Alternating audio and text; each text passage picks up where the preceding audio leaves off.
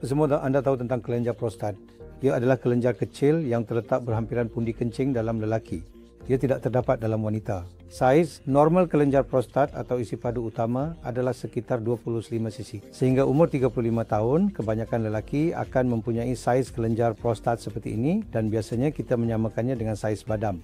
Jika anda bandingkan, ia adalah saiz badam. Selepas umur 35 tahun, sesetengah pesakit atau sesetengah orang mula mengalami pembesaran prostat yang dipanggil hyperplasia prostatik benigna. Jadi pembesaran prostat boleh berlaku selepas umur 35 tahun. Ia tiada kepentingan klinikal.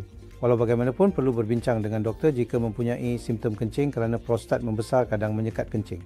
Jadi, saiz prostat normal menjadi besar biasa dengan usia, tetapi jika mempunyai sebarang simptom kencing yang luar biasa, perlu berjumpa dengan doktor.